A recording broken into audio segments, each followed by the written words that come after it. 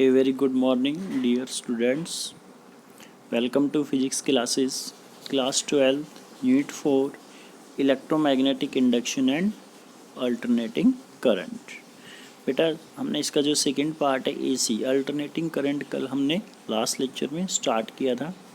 सबसे पहले हमने डिफरेंस की बात की थी, difference between AC and DC. DC आपका डायरेक्ट करंट है, एसी आपका अल्टरनेटिंग करंट है, ठीक है, जो कॉन्टीन्यूसली टाइम के साथ चेंज होता है।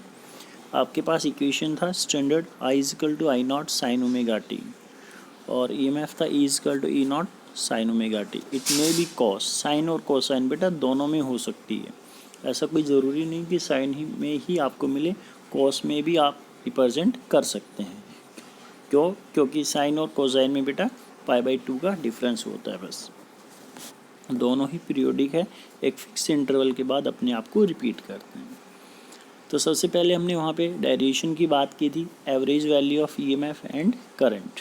हमने एवरेज वैल्यू कैलकुलेट किया था किसका, करंट और ईएमएफ। आई एवरेज और मीन वैल्यू कितना आया था बेटा, nearly 63.7% of I not. I not क्या था बेटा वहाँ पे, मैक्स और पीक वैल्यू। फिर हमने बेटा RMS value of current and EMF calculate किया था। आरएमएस क्या था, रूट मीन स्क्वायर वैल्यू, और क्या कहा जाता है इसको, वर्चुअल वैल्यू। ये कितना होता है, ये आपका नियरली 70.7% ऑफ आई नॉट होता है। तो यहाँ तक हम डिस्कस कर चुके थे। आज जो हम डिस्कस करेंगे बेटा 3 सर्किट एलिमेंट्स की बात करेंगे, जिसमें फर्स्ट वन होगा आपके पास रजिस्टर, सेकंड वन होगा इंडक्टर और थर्ड वन होगा कैपेसिटर। इन तीनों का हम बिहेवियर देखेंगे कि एसी और डीसी में क्या डिफरेंस होता है इनके बिहेवियर में, ठीक है। फर्स्ट वन रजिस्टर हम डिस्कस करेंगे, सेकंड वन इंडक्टर हम डिस्कस करेंगे और थर्ड वन हम कैपेसिटर डिस्कस करेंगे। अब इसमें ध्यान रखना, आपका इंडक्टर और कैपेसिटर एनर्जी स्टोरिंग एलिमेंट है, ये ध्यान रखना आपको। इंडक्टर और कैपेसिटर एनर्जी स्टोर करते हैं। कैपेसिटर बेटा कौन सी एनर्जी स्टोर करेगा, इलेक्ट्रिकल एनर्जी। इंडक्टर भी एनर्जी स्टोर करता है, मैग्नेटिक एनर्जी स्टोर करता है, जो हम ड्राइव भी करेंगे ½ Li² आगे चल के। लेकिन रजिस्टर में कोई भी एनर्जी स्टोर नहीं होती है। सो देखिए आज बेटा हम जो स्टार्ट करेंगे, first one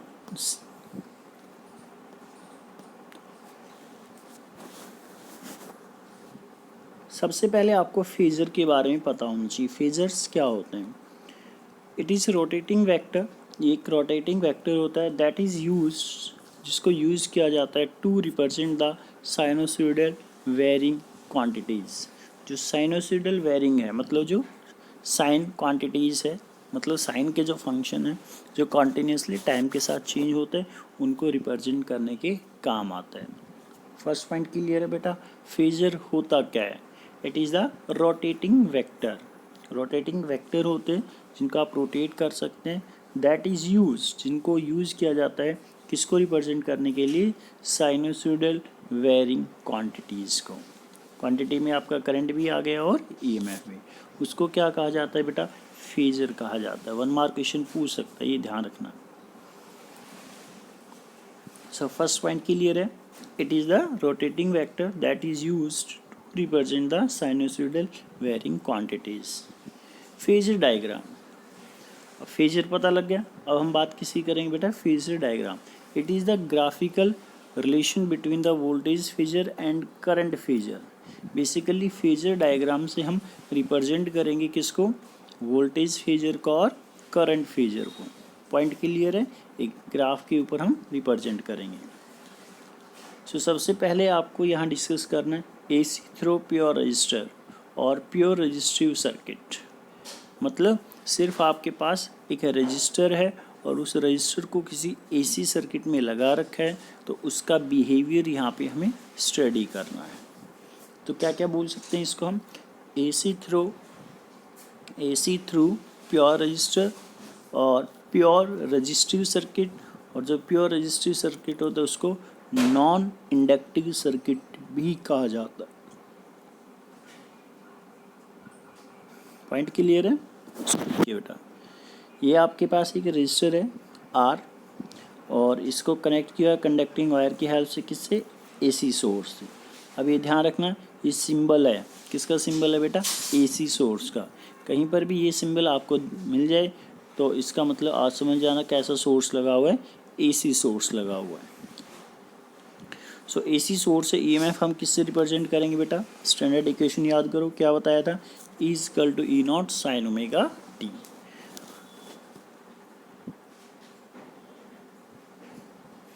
what is E naught, E naught क्या है यहाँ पे, मैक्सिमम और पीक वैल्यू ऑफ ईएमएफ। तो ये कोई भी एसी सोर्स, और इससे क्या कर रखा है आपने, एक रजिस्टर आर को कनेक्ट कर रखा है। इसमें से मान लीजिए कितना करंट गया बेटा, आई करंट गया। अब जो यहाँ पे हम तीन क्वेश्चन जो करने वाले हैं, रजिस्टर, इंडक्टर और कैपेसिटर, आपको बस एक चीज़ दिमाग में रखनी है, क्या, कि ईएमएफ का इक्वेशन हमें पता है ये, और इसकी हेल्प से हम करंट की इक्वेशन ड्राइव करेंगे। पॉइंट क्लियर है, क्या कहा गया है, ईएमएफ की इक्वेशन आपको पता है, is equal to E not sine omega T. किसकी इक्वेशन ड्राइव करेंगे हम, करंट की इक्वेशन ड्राइव करेंगे तीनों क्वेश्चनों में, ठीक है। और फिर दोनों इक्वेशन को हम कंपेयर करेंगे। किस किस को कंपेयर करेंगे, ईएमएफ का इक्वेशन और करंट का इक्वेशन। सो देखिए, स्टार्ट करते हैं बेटा। ईएमएफ है is equal to E not sine omega T, equation number first. हमें निकालना क्या है, current.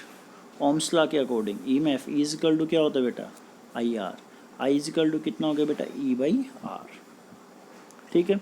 So I is equal to E की वैल्यू रख दो, कितनी है बेटा, E not sine omega T over R. जो ये ई नॉट बाई आर है, बेसिकली ईएमएफ बाई रेजिस्टेंस है। ईएमएफ बाई रेजिस्टेंस क्या होता है, आई तो होता है, तो ये क्या है, ई नॉट बाई आर, और ई नॉट क्या है, मैक्सिमम वैल्यू। तो इसको हमने किससे रिप्रेजेंट कर दिया बेटा, आई नॉट से। सो आई इज इक्वल टू क्या हो गया, आई नॉट साइन ओमेगा टी, ठीक है। यहाँ तक आई इज इक्वल टू क्या आ गया आपके पास, आई नॉट साइन ओमेगा टी। अब दोनों इक्वेशन को कंपेयर कीजिए, ये सेकेंड इक्वेशन कंपेयर कीजिए, देखिए, is equal to E not sine omega T, I is equal to I not sine omega T. क्या साइन के यहाँ एंगल में कोई डिफरेंस है, नहीं है बेटा, दोनों में क्या है, ओमेगा टी और ओमेगा टी, मतलब इनके बीच में कोई भी फेज डिफरेंस नहीं है। इसका मतलब फाई मतलब क्या हो गया बेटा, फेज डिफरेंस। तो फेज डिफरेंस कितना है यहाँ पे, जीरो। पॉइंट क्लियर है, फेज डिफरेंस जीरो होने का मतलब ये हुआ बेटा कि जो करंट है और ईएमएफ है दोनों एक साथ चल रहे हैं, ठीक है। तो इसी चीज को हमने फेजर डायग्राम से रिप्रेजेंट किया। देखिए बेटा, ये ध्यान से समझना बेटा, इस डायग्राम को मैं समझा रहा हूँ यहाँ पे। बेसिकली क्या है, देखिए ये डायग्राम कुछ इस तरह से बनाया गया है। ये आपके पास एक्स एक्सिस और ये वाई एक्सिस। यहाँ पे ईएमएफ है कितनी बेटा, मैक्सिमम ई नॉट, ठीक है। ये एंगल कितना है बेटा, ओमेगा टी। करंट वाली इक्वेशन में देखो क्या है, I is equal to I not sine omega T, वहाँ पर भी ओमेगा टी है, तो इसी यहाँ पर ही सेम क्या आएगा आपका आई नॉट, तभी तो इन दोनों के बीच में फेज डिफरेंस कितना हुआ, जीरो। पॉइंट क्लियर है, दोनों की साइन इक्वेशन है, तो साइन ओरिजिन से स्टार्ट होगा। तो ये ईएमएफ की मैक्सिमम वैल्यू यहाँ तक जाएगी, इससे ऊपर नहीं जाएगी, और ये करंट की मैक्सिमम वैल्यू है, क्योंकि ई नॉट और आई नॉट क्या है बेटा, मैक्सिमम और पीक वैल्यू।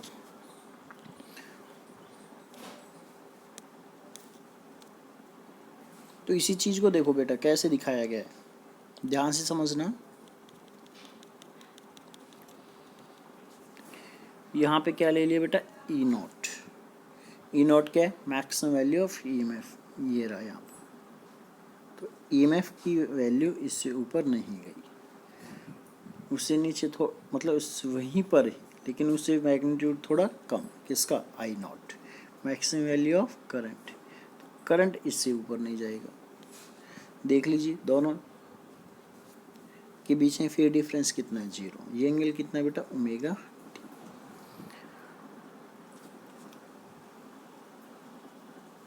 सो जहाँ ईएमएफ का मैक्सिमम वही करंट का मैक्स, जहाँ ईएमएफ का मिनिमम वही करंट का मिनिमम। तो पहले हमने क्या किया, ईएमएफ की इक्वेशन ड्रॉ की, sorry, is equal to E not sine omega T. Current की value I is equal to I not sine omega T, phase difference तो 0 है, बट मैक्सिमम वैल्यू जो है ना वो थोड़ी कम है। तो ये जो है आपका, ये तो किसका था, ईएमएफ का, इसके साथ साथ ही चलेगा,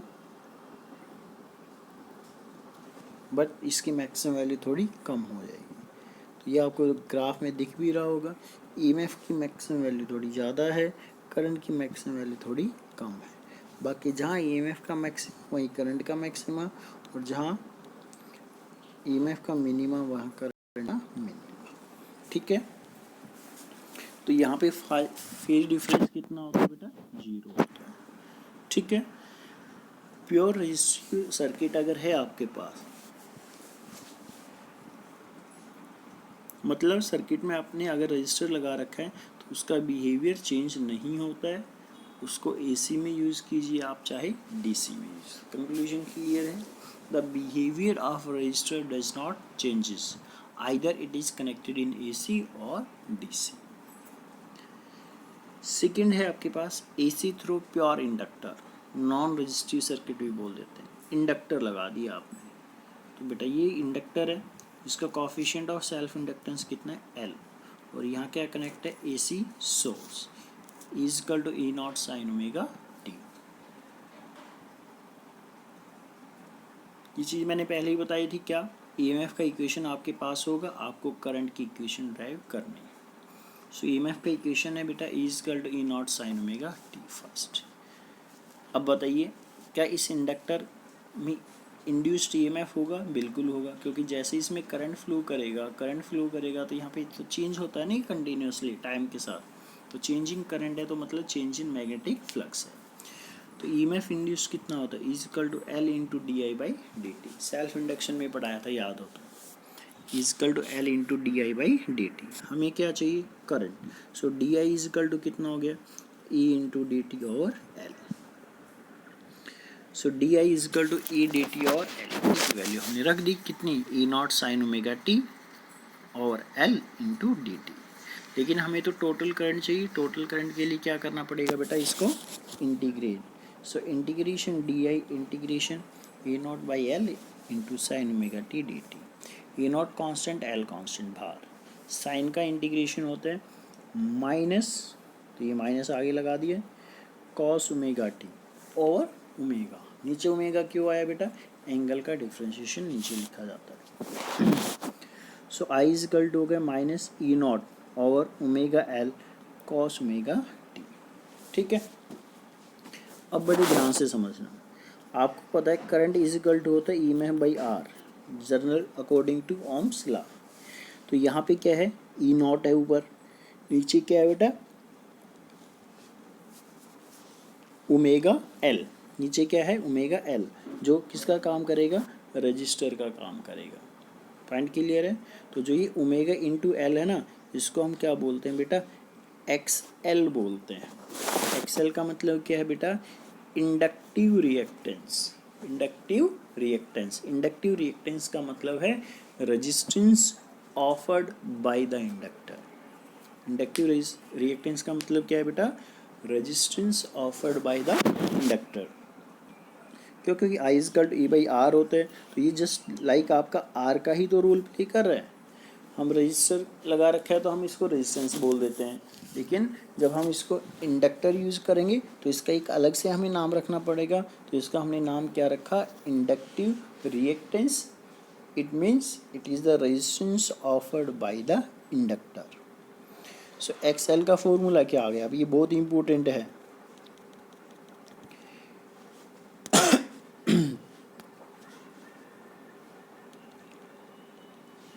x L is equal to आ गया बेटा आपके पास ओमेगा इंटू एल।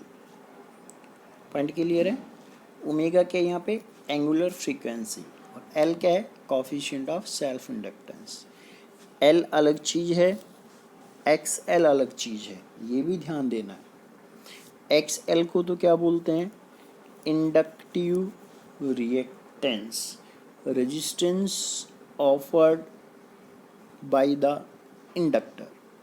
और एल क्या होता है बेटा, coefficient of self inductance. So I is equal to, तो इसको हम क्या लिखेंगे, आई नॉट लिखेंगे।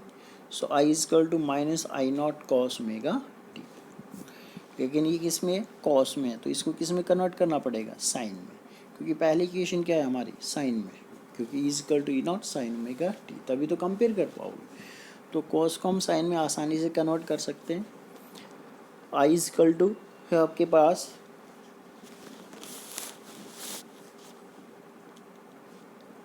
Minus I not cos omega T. So minus I not, cos को क्या लिख दिया बेटा, sine pi by two minus omega T. Sine pi by two minus theta cos theta होता है, ठीक है, लिख सकता हूँ इस तरह से। अब इस माइनस को अंदर भेज दीजिए, माइनस अंदर जाएगा तो आई इज इक्वल टू होगा I not sine omega T plus बन गया और माइनस पाई बाई टू बन गया, इक्वेशन नंबर 2। दोनों को कंपेयर कीजिए। फर्स्ट क्या था, is equal to E not sine omega T, यहाँ पे क्या आ रहा है, sine omega T minus pi by two. तो फाई की वैल्यू, फाई क्या है, phase difference, minus pi by two. Phi कितना बेटा यहाँ पे, माइनस पाई बाई टू। मतलब जो करंट है ना बेटा, वो पीछे चल रहा है, किससे, ईएमएफ से, कितने एंगल से, पाई बाई टू से।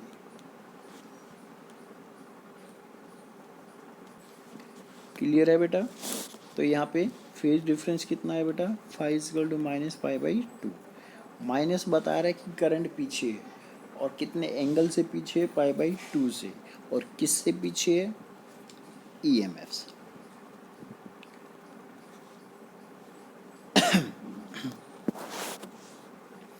सो देखिए बेटा, ग्राफ पे कैसे रिप्रेजेंट किया गया।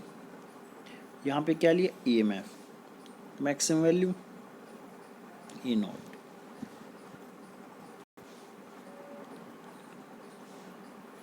तो यहाँ पे ई नॉट है, इससे पीछे कितना एंगल, पाई बाई टू, तो यहाँ क्या ले लिया बेटा, आई नॉट, ठीक है। ये मैक्सिमम वैल्यू ऑफ ईएमएफ होगी, तो ओरिजिन से स्टार्ट होगा, ईएमएफ तो साइन का ही है, तो कुछ इस तरह से ओरिजिन से ही चलेगा। लेकिन ये किसका है, sine omega T minus pi by to, basically cos का है, तो ये पीछे चलेगा, कितने एंगल से, तो ये नीचे से स्टार्ट होगा, ऐसे जाएगा इसके बिल्कुल बीचों बीच। तो ये क्या ड्रॉ कर दिया आपने, फेजर डायग्राम। ये ईएमएफ का इक्वेशन है और ये करंट का इक्वेशन, ठीक है।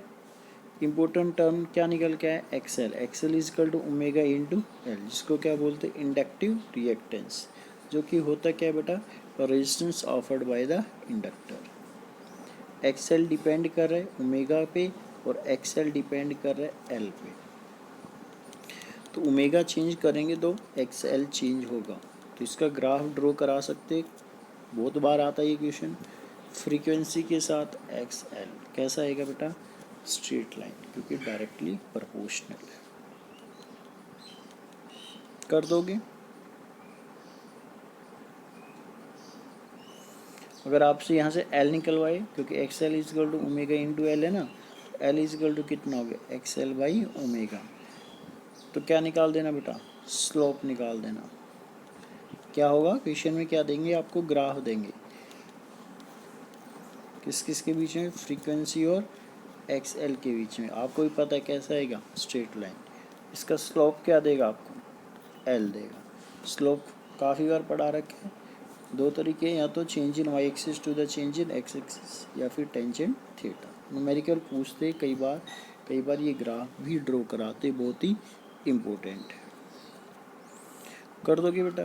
तो हमने दो सर्किट एलिमेंट यहाँ पे डिस्कस किए हैं, एक रजिस्टर और एक इंडक्टर, ठीक है।